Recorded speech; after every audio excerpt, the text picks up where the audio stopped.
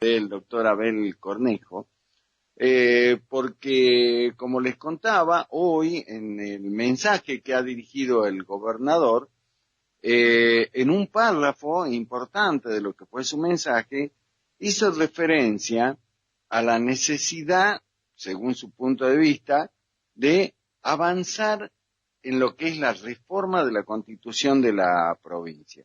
Exactamente lo que dijo el gobernador fue lo siguiente: quiero decirles a las señoras y señores legisladores que he presentado el proyecto de ley que declara la necesidad de la reforma parcial de nuestra Constitución, honrando la palabra que empeñé con cada uno de los salteños.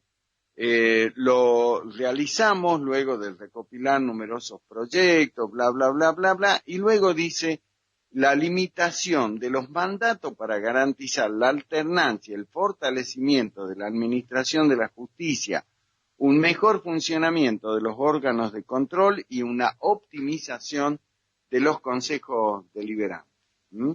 El que podamos abrir el periodo de sesiones con mayor anticipación, bueno, son algunos de los puntos que el gobernador considera que sí se debe avanzar con el tema de la reforma. Yo le comentaba, hay quienes decían: estamos de acuerdo con la necesidad, pero este es el momento para hacerlo. Indudablemente que para el gobernador de la provincia sí. De este tema y de otros que le competen directamente como titular del Ministerio Público Fiscal, vamos a charlar con el doctor Abel Cornejo. Doctor Abel Cornejo, ¿cómo te va? ¿Cómo estás? El gusto de saludarte, Daniel, ¿cómo estás? Muy bien, gracias por tu tiempo, doctor, amable con nosotros como siempre. Bueno, primero que nada, Abel, contame, ¿cómo estás llevando vos, tu familia, todo este tema de la pandemia del coronavirus?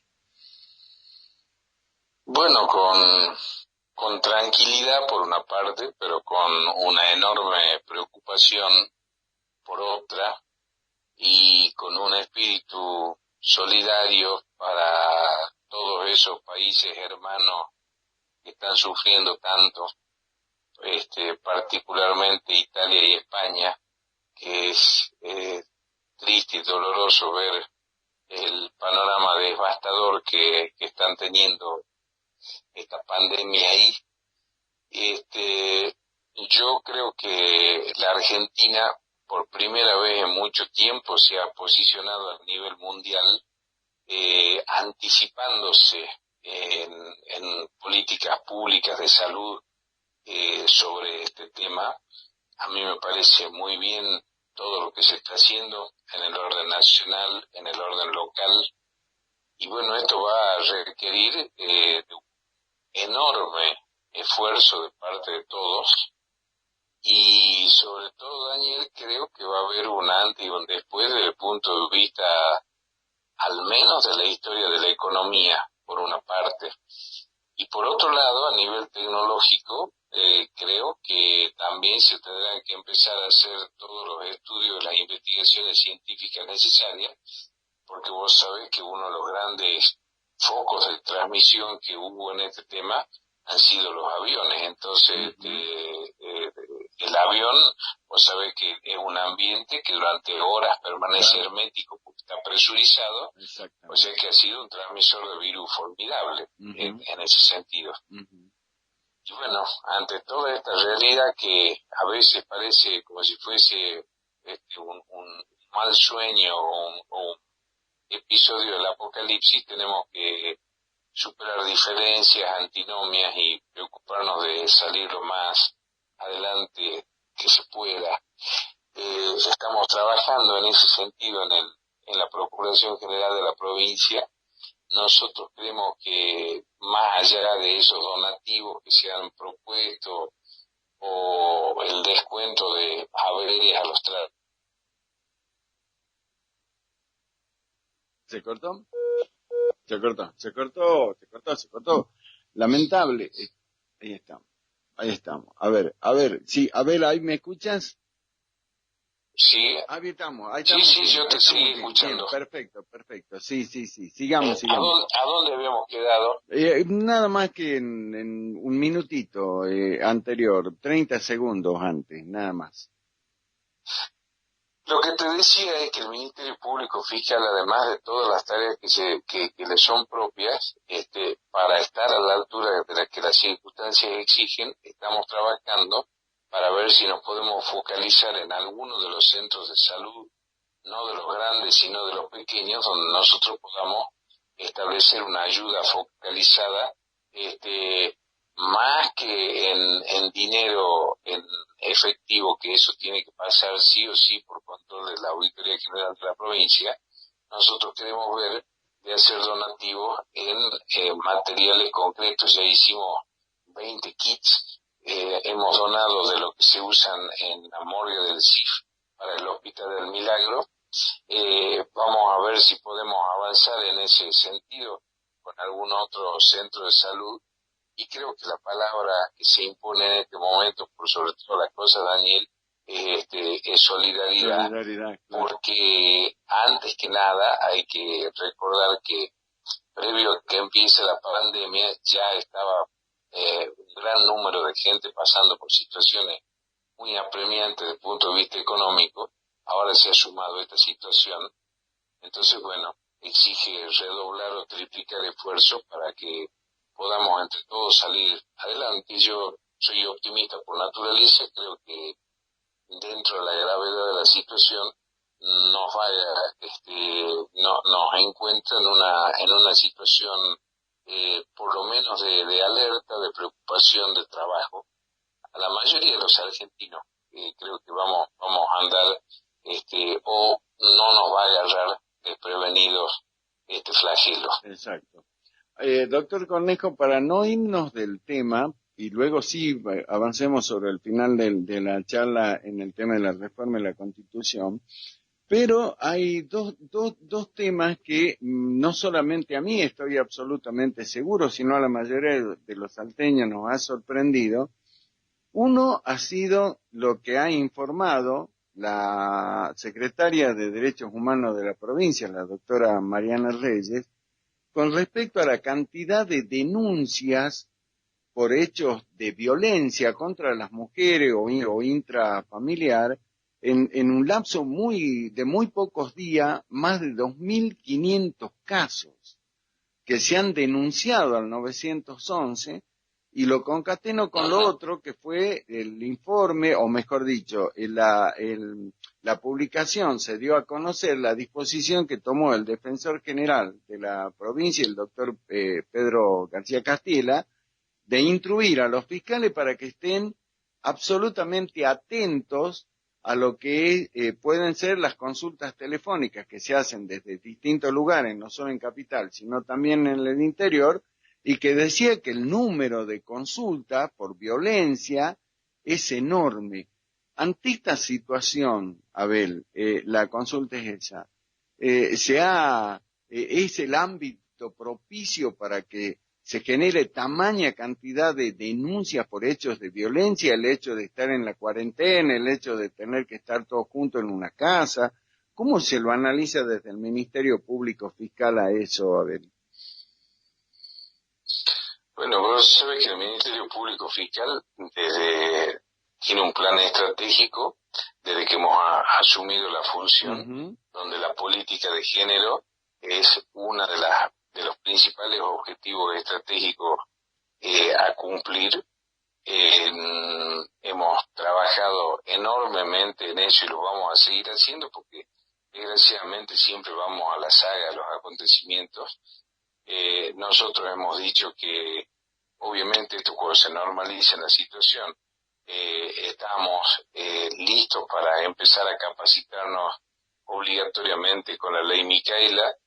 Creemos que hay un tema en la educación que debe resolverse, que es la educación sexual integral, e incorporar en las currículas todo el conocimiento que debe tenerse en la prevención de la violencia de género. Y sobre este número de denuncias, no lo conozco en exactitud a ese número, pero tenemos que tratar en la medida de lo posible de llevar la mayor tranquilidad. Está el Ministerio Público trabajando, están todos los fiscales en estado de alerta, no hay que estar de feria ni de vacaciones, sino que cada uno está trabajando en su casa, esperando la llamada para acudir al lugar donde sea necesario y poder hacerse cargo de la situación. Lo que sí creo, hemos creado también ese comité de prevención contra los femicidios y transfemicidios. Hemos recibido una propuesta muy interesante de la Fundación Cintia Fernández, que es crear una unidad especial de femicidios. Sería FEM sería la sigla, que la única que la tiene la Procuración General de la Nación. Creo que cuando se recupere la normalidad en el trabajo vamos a hacer todo lo posible para implementarlo y escuchar a las profesionales que están trabajando, especialmente ahí está trabajando junto a Ana Fernández la doctora Gabriela Rodríguez en ese tema, así que vamos a hablar con ellas. Las dos son integrantes del Comité de Evaluación de Femicidios y Transfemicidios, y desde luego creo que esto es algo que le concierne a todos los poderes públicos, que podamos avanzar en este verdadero flagelo que, dicho sea de paso, el domingo se ha cobrado otra víctima más, ¿no?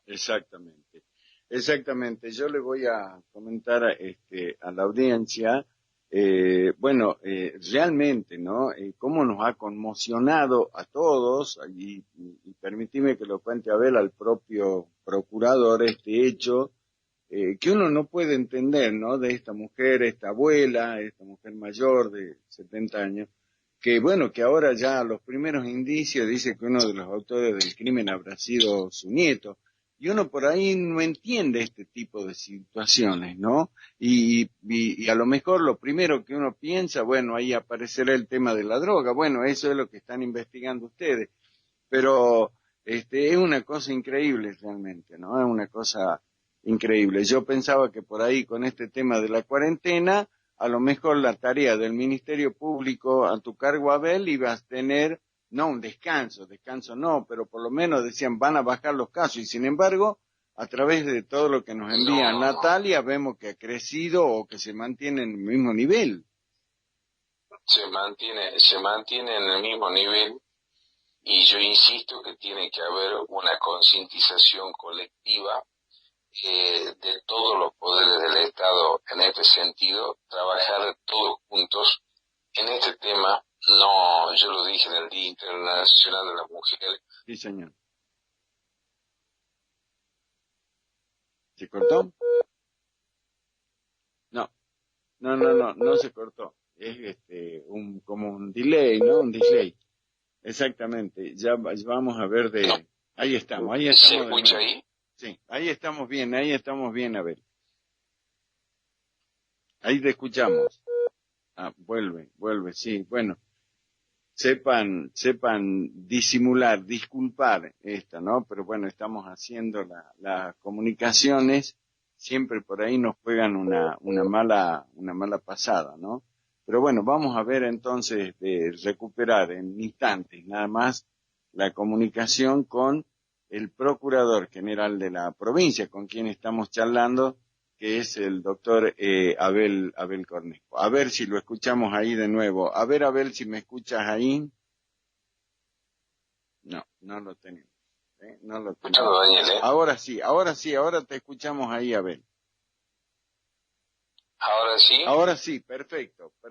Sí. No. ¿Estamos? Ahí estamos, sí, ahí estamos. No sé por qué se cortará, se interrumpe un poco. Bien.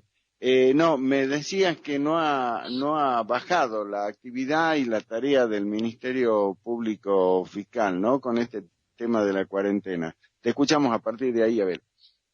Y no ha bajado, y lo que te digo es que en el Día Internacional de la Mujer yo decía que hay que despersonalizar el trabajo.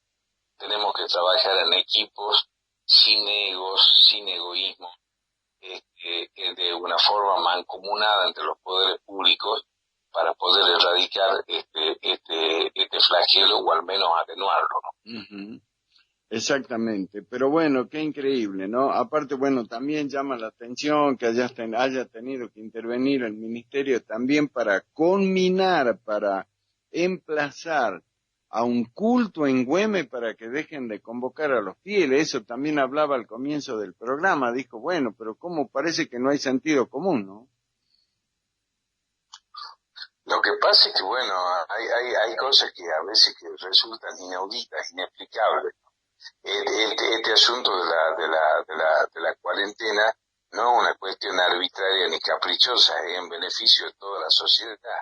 Mientras mayor aislamiento haya, hay menor peligro de propagación del virus, entonces tenemos que hacerlo cumplir como de lugar. Exactamente. Bueno, Abel, pasemos rápidamente al tema de lo que dijo el gobernador hoy. Habló de enviar el proyecto planteando la necesidad de la reforma y luego avanzar de manera concreta en ese tema, y habló de algo muy específico, muy particular, la limitación de los mandatos. Y yo le comentaba a la audiencia, antes de charlar contigo, que hay una posición muy clara tuya desde hace tiempo ya con respecto a este tema. ¿Por qué no nos comentás a ver cómo es el tema?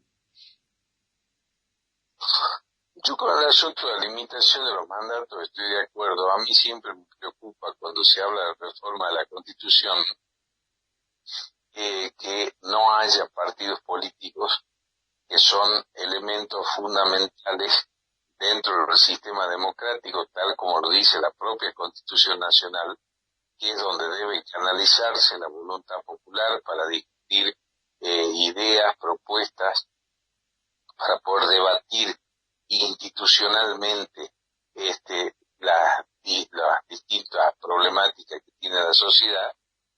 Y bueno, yo supongo que se abrirá una ronda de consulta sobre este tema y cada uno podrá opinar al respecto.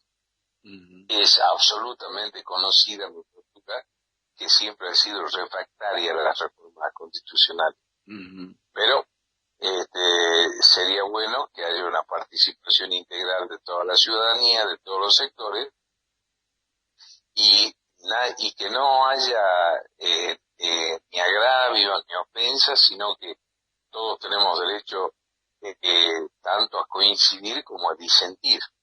Entonces, en los disensos se escuchen el por qué muchas veces disentimos con algunas cosas o algunas propuestas que se den.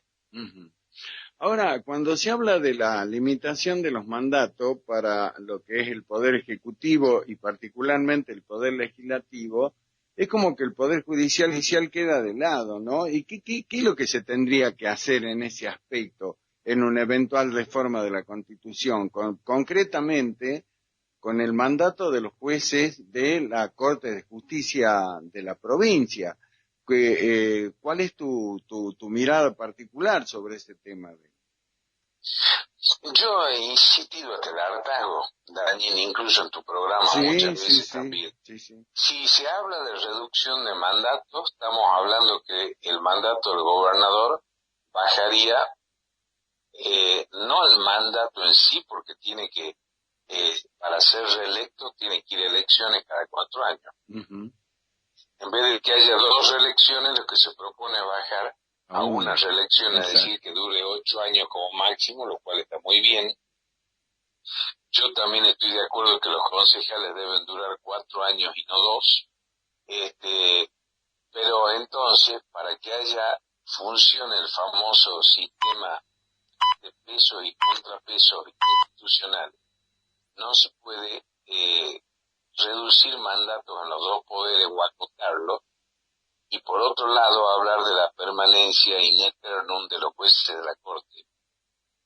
Yo lo que he propuesto con los jueces de la Corte es que duren 10 años en sus funciones, que de acuerdo, si se hiciese la reforma de la Constitución, serían 2 mandatos y medio del gobernador de la provincia, y que es la tendencia que siguen la mayoría de los países o de las democracias consolidadas en este momento.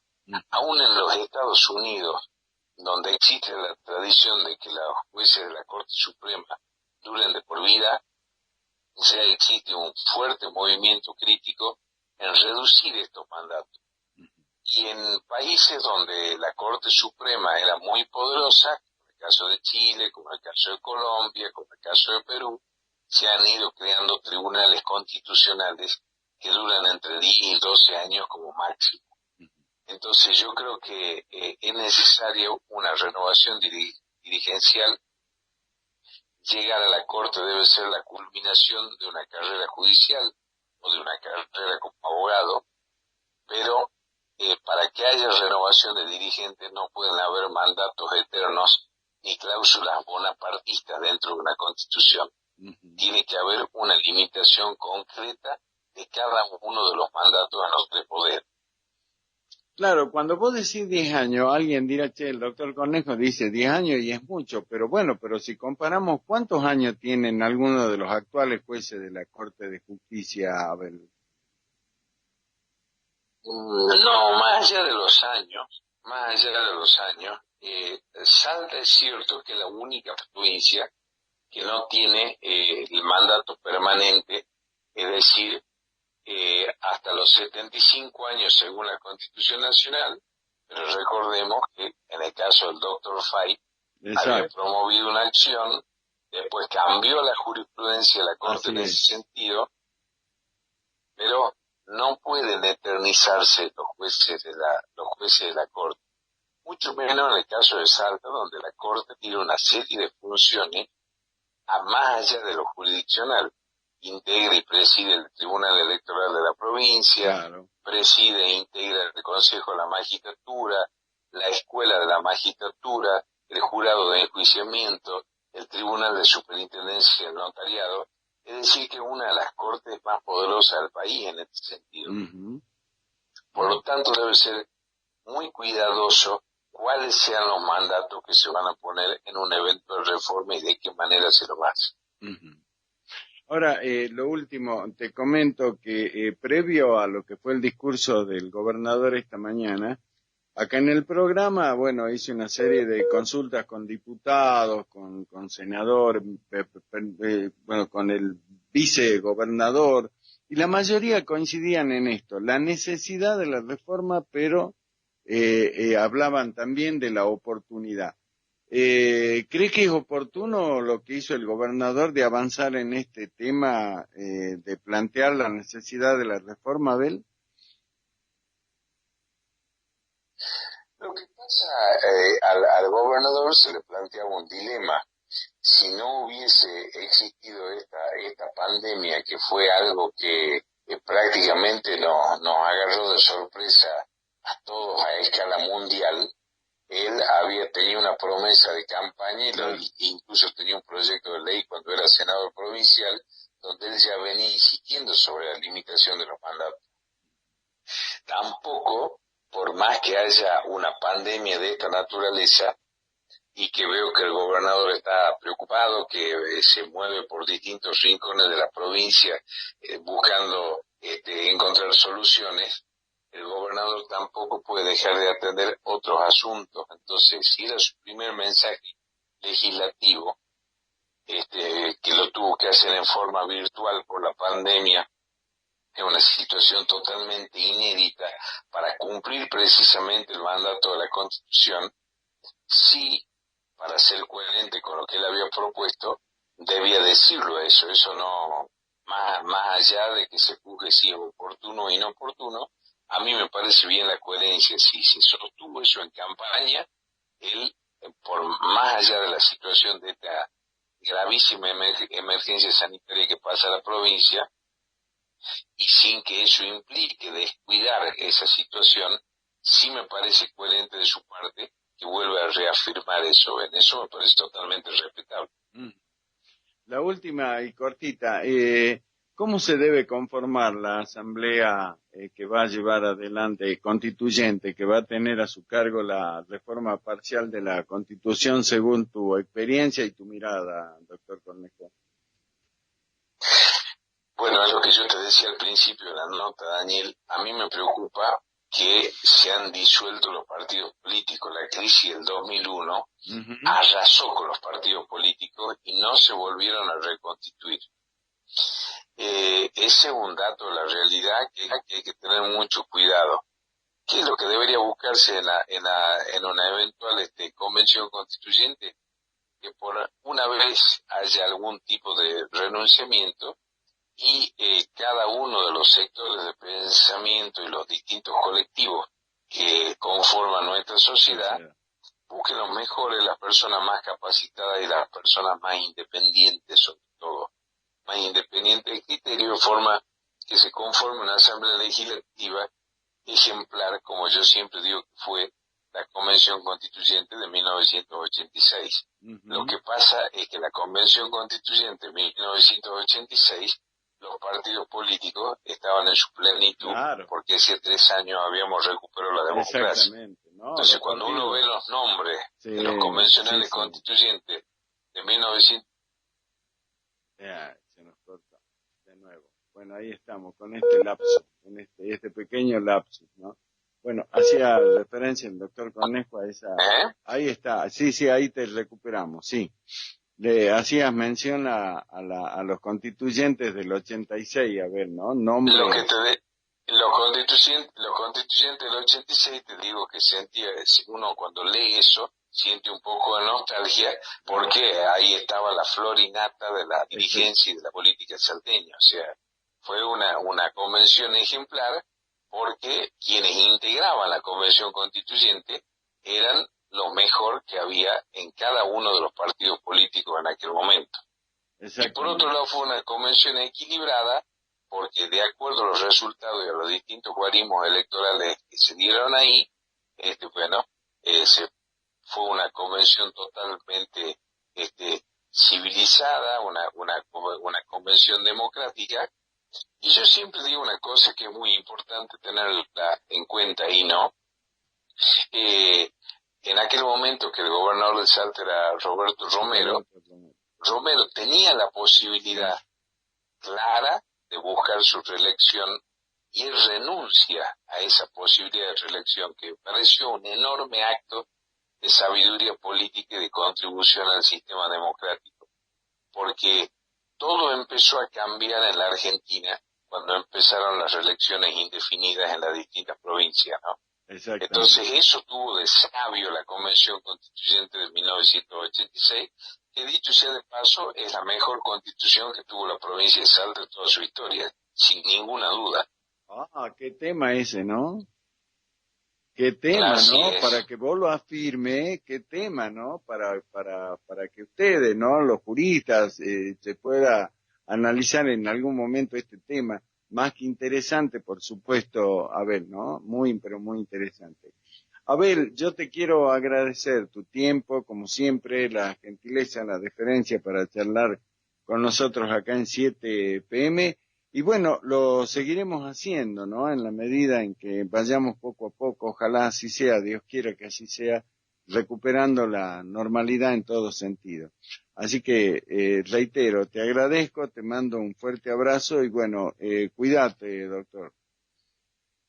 Lo mismo para vos, querido Daniel, y bueno, y aprovechar para saludar a la audiencia, darle ánimo.